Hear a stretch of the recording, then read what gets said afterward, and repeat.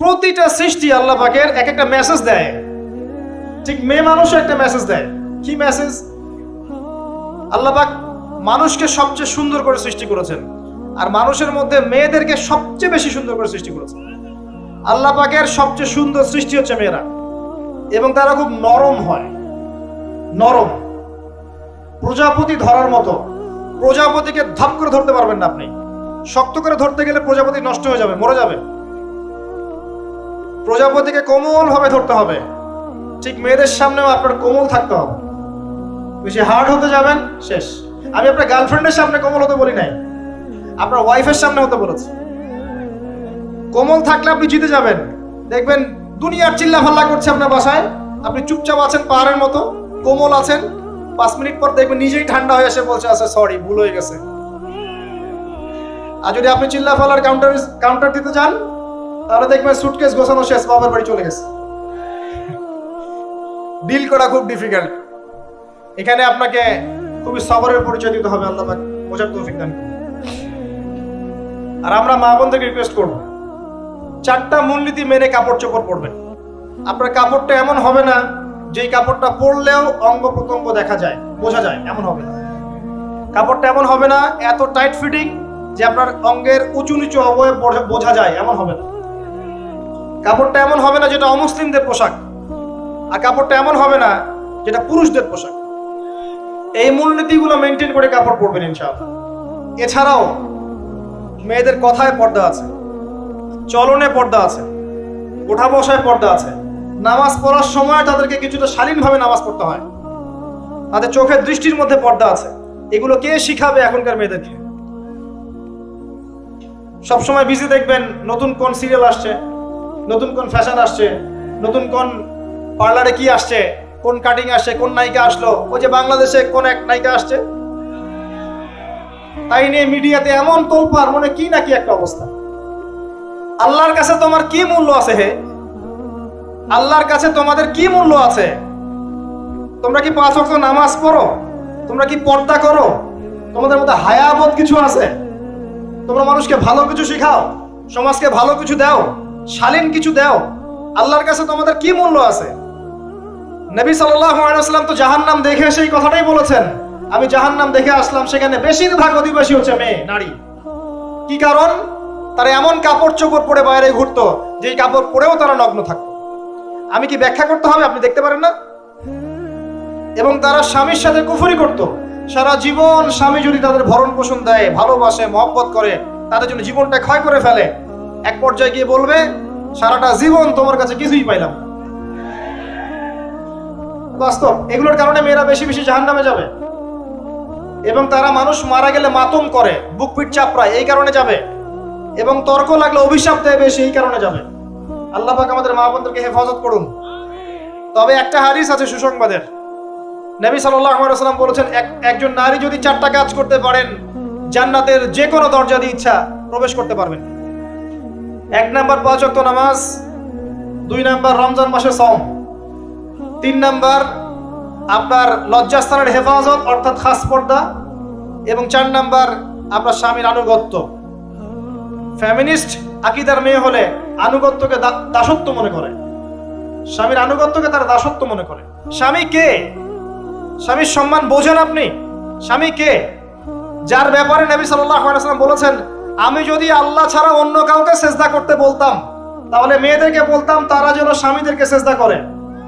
আপনাকে আমি কিভাবে বুঝাবো স্বামী কে, স্বামীর মর্যাদা কোথায়? এগুলো কি ইসলাম মেয়েদেরকে ডমিনেট করছে এগুলো দিয়ে? কেন? এই স্বামী আপনার জন্য সারাটা জীবন ক্ষয় করে ফেলে। একটা চোর পর্যন্ত, একটা চোর, একটা করাপ্টেড মানুষ, দুর্নীতিগ্রস্ত মানুষ, সে চুরি করে, দুর্নীতি করে এনে বাচ্চাকে খাওয়ায়। একটা ধর্ষক পর্যন্ত ওর মেয়েকে আদর করে। পুরুষ মানুষ কি জিনিস কেমন করে বুঝবেন? সারাটা জীবন ক্ষয় করে ফেলায়। যদি আপনি তার আনুগত্য করেন, তার সামনে সুন্দর মতো থাকেন, তার কথার সাথে তর্ক না করেন, ভালোবাসা দিয়ে থাকেন, আপনার জন্য সে জীবন দিতে প্রস্তুত থাকবে। এরকম পুরুষ মানুষ। আপনাদেরকে কেউ চোখ তুলে তাকালে ওর চোখ তুলে ফেলাবে, এরকম পুরুষ মানুষ। আর এখন তো পরিস্থিতি ডিফারেন্ট। বাসায় পুরুষ বাইরের ছেলের সাথে ফোনে প্রেম হয়ে গেছে, পালায় চলে গেছে, বিয়ে করে ফেলছে। দেখবেন বাসায় স্ত্রী আছে, বাইরের মেয়ের সাথে প্রেম করে বিয়ে করা শেষ। বিয়ে করলে সমস্যা নাই, ব্যভিচার করে ফেলছে, বিয়ে সে করতেই পারে, সে যদি সমতা রক্ষা করতে পারে, সেটা তার ডিফারেন্ট ইস্যু, এটা অন্য ইস্যু। তো স্বামীর আনুগত্য আপনাকে কিভাবে বুঝাবো? এটা দাসত্ব নয়। নবী সাল্লাল্লাহু আলাইহি ওয়াসাল্লাম বলেছেন, কোন স্বামী যদি কোন স্ত্রীকে চায়, তার প্রয়োজনের জন্য চায়, মহব্বতের জন্য, স্ত্রী যদি চুলায় রান্না করতে থাকে, ওই রান্না ফেলে দিয়ে তাকে আসতে হবে। হাদিস। রাতের বেলা স্বামী স্ত্রী শুয়েছে, স্বামীর চাহিদা আছে, স্ত্রীর কোনো সমস্যা নাই, স্ত্রী ফিট, ইচ্ছা করেই অহেতুক স্বামীকে বলল আমি রাজি না, উল্টা পাশে মুখ করে ঘুমিয়ে গেল। আল্লাহর নবী বলছেন, সারা রাত আল্লাহর পক্ষ থেকে একজন ফেরেশতা আসবে, এসে এই নারীকে অভিশাপ দিতে থাকবে। এখন এগুলো হাদিস শুনলে বলবে যে ইসলাম তো মেয়েদেরকে ছোট করছে। একজন মেয়ে তার, একজন স্বামীর কথা বলছে, স্বামী তার মেয়ে, তার স্ত্রী, তার মা, তার বোন, সবাইকে তার মিরাসের হক দিতে হয়। একজন মেয়ে তার বাবার সম্পত্তি পায়, কোন কোন ক্ষেত্রে তার ভাইয়ের সম্পত্তি পায়, তার স্বামীটা তো পাই, তার ছেলেরটাও, নানি হলেও সম্পত্তির হক আছে। একটা মেয়েকে চতুর্দিক থেকে সিকিউর করা হয়েছে ইসলামে। তারপরেও কিছু ফ্যামিনিস্টের কারণে এরা বলবে যে মেয়েদেরকে ইসলাম ছোট করছে। হ্যাঁ, মেয়েদেরকে ইসলাম কেন ছোট করছে? কারণ পর্দা করে যে বাইরে বেরোতে বলেছে, ঢ্যাং ঢ্যাং করে নগ্ন হয়ে বেরোতে নিষেধ করেছে, এই কারণে। যদি বলে যে হ্যাঁ ইসলাম আপনাদেরকে ফ্রি মিক্সিং এর স্বাধীনতা দিচ্ছে, আপনারা সবাই ফ্রি মিক্সিং করেন, গেঞ্জি পরেন, টি শার্ট পরেন, স্যান্ডো গেঞ্জি পরে বাইরে ঘুরে বেড়ান, টাইট ফিটিং প্যান্ট পরে বাইরে ঘুরে বেড়ান, সব জায়গায় আপনারা ফ্রি মিক্সিং করেন, পর্ন দেখেন, জেনা করেন, মদ খান, ইসলাম খুব ভালো। তখন তোমাদের জন্য তো ইসলাম নয়, তোমরা জাহান্নামে যাও, আল্লাহর কি আসে যায়? ইসলাম তোমাদের জন্য নয়, তোমরা জাহান্নামে গিয়ে মরো, ইসলামের কিচ্ছু যায় আসে না। আল্লাহর ওয়াস্তে পারিবারিক আদর্শের দিকে ফোকাস করেন প্রিয় ভাই। নিজে জাহান্নামের আগুন থেকে বাঁচান, পরিবার বর্গকে বাঁচান, পরিবার বর্গকে বাঁচান। পরিবার একটা পার্ট হচ্ছে আপনার পিতামাতা। পিতামাতার সাথে খারাপ আচরণ করতে যায় না আল্লাহর ওয়াস্তে। সেই ব্যক্তির জন্য ধ্বংস যার পিতামাতা বেঁচে আছে, তাদের হক আদায় করে সে জান্নাতে যেতে পারলো না, তার জন্য ধ্বংস। আরেকটা অংশ আছে আপনার সন্তান সন্ততি। বাচ্চা কাচ্চার প্যারেন্টিংটা খুব সুন্দর করে করেন। যখন আপনি স্ত্রীর সাথে মিলন করতে গিয়েছেন, তখন দোয়া পড়েন, আল্লাহুম্মা বিসমিল্লাহি আল্লাহুম্মা জান্নিবনি শাইতান ও জান্নিবি শাইতান মা রাযাকতানা। আমার মনে হয় এখনকার জেনারেশন যেগুলো আছে ফাসেক, মাদক সেবন করে, পর্নোগ্রাফিতে আসক্ত, ইয়াবাখোর, স্মাগলিং করছে, চুরি করছে, হাবিজাবি, ধর্ষণ করছে, আমার মনে হয় না তাদের পিতামাতা তাদেরকে জন্ম দেওয়ার সময় এই দোয়াগুলো পড়েছিল। কারণ পিতামাতা এই দোয়া পড়লে ওই সন্তানকে শয়তান স্পর্শ করতে পারে না। সন্তান হবে, সন্তান ছেলে হোক মেয়ে হোক, আপনার এটা নিয়ে মন খারাপ করার কিছু নাই। একজন কন্যা সন্তানকে লালন পালন করে সৎপাত্রে পাত্রস্থ করলে এই মেয়ে পরকালে আপনার জন্য জাহান্নামের আগুন থেকে ঢাল হয়ে যাবে। যার কাছে দুইজন মেয়ে আছে, দুইটা মেয়েকে সে ভালো করে মানুষ করেছে, নবী সাল্লাল্লাহু আলাইহি ওয়াসাল্লাম বলছেন সে জান্নাতে আমার সাথে এমন করে থাকবে, এইভাবে। কেউ যদি বিধবার দায়িত্ব নেয়, সেও নবী সাল্লাল্লাহু আলাইহি ওয়াসাল্লামের সাথে এইভাবে থাকবে। এতিমের দায়িত্ব নেয়, এইভাবে থাকবে।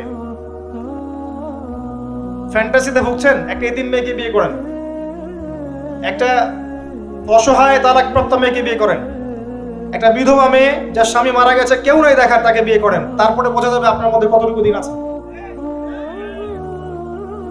আর বর্তমান সভ্যতা আমাদের কি সমাধান দিবে? সবাই যদি দিনদার একটা করে ক্যাটরিনা খোঁজে, এই এতিম, এই বিধবা, এই যাদের দেখার কেউ নাই, এই মেয়েগুলা কি রাষ্ট্রের সম্পত্তি হয়ে থাকবে? এদের দায়িত্ব কে নিবে? পুরুষরা যদি দায়িত্ব না নেয়, কে দায়িত্ব নিবে? এখন কেউ যদি ওদের দায়িত্ব নিতে যায়, তখন তাকে আবার খারাপভাবে উপস্থাপন করা হয়, এই ব্যক্তির মনে হয় চরিত্র খারাপ। কিন্তু এদিকে বাইরে 10টা জেনা করে বেড়াচ্ছে, কোনো সমস্যা নেই, এগুলো কুস্কায়। এইসব জাহেলদের জন্য ইসলাম নয়। ইসলামের প্রতিটা বেসিক ফান্ডামেন্টাল মানবতার কল্যাণের জন্যই। এগুলোকে ফরজ করা হয়নি, আপনি নফল, আপনার সামর্থ্য থাকলে আপনি করতে পারেন, না করলে কোনো সমস্যা নাই।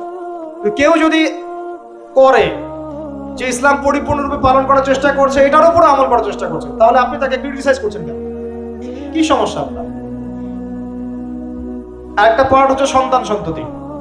বাচ্চা কাচ্চাকে ছোটবেলা থেকেই মানুষ করতে হবে এমন ভাবে যাতে করে বড় হয়ে এরা এই উম্মার খালিদ এবং ওমর হতে পারে। বাচ্চা ছোট ছোট বাচ্চাকে আপনি ভালো খাবার দেন, ভালো খাবার দেন, মায়ের স্নেহ দেন, বাবা মার সাথে রাখেন, একটু গ্রাম্য পরিবেশে নিয়ে গিয়ে তাকে বড় করেন। কেন বলছে কথা? এখানে পরিবেশ সুন্দর থাকবে, সে দৌড়াবে ধুলার মধ্যে, মাঠের মধ্যে খেলবে, সুন্দর ভাষা শিখবে। এরপর তাকে ভালো প্রতিষ্ঠানে পড়ান। প্রতিষ্ঠানটা এমন হবে যে প্রতিষ্ঠানে জেনারেল শিক্ষা, ইসলামিক শিক্ষা একসাথে দেয়া হচ্ছে, সে সব শিখবে। আমার ছেলে কোরআনে হাফেজও হবে, আমার ছেলে ডক্টরও হবে ইনশাআল্লাহ। এভাবে এভাবে করে তোলেন। আধুনিক হন, মাথাটা খাটান, ব্যাকডেটেড মানসিকতা বাদ দেন। বিশ্বটা এগিয়ে গেছে, আমাদেরকে এগিয়ে যেতে হবে। একমুখী জ্ঞান দিয়ে আপনি কিচ্ছু করতে পারবেন না এই যুগে। দ্বিমুখী শিক্ষার একটা হারমোনিয়াস কম্বিনেশন দরকার। আমাকে কোরআন জানতে হবে, সায়েন্সও জানতে হবে, নাহলে আমি সায়েন্স দিয়ে কোরআনকে ব্যাখ্যা করতে পারবো না, কোরআন দিয়েও সায়েন্সকে ব্যাখ্যা করতে পারবো না। জানতে হবে আমাদেরকে।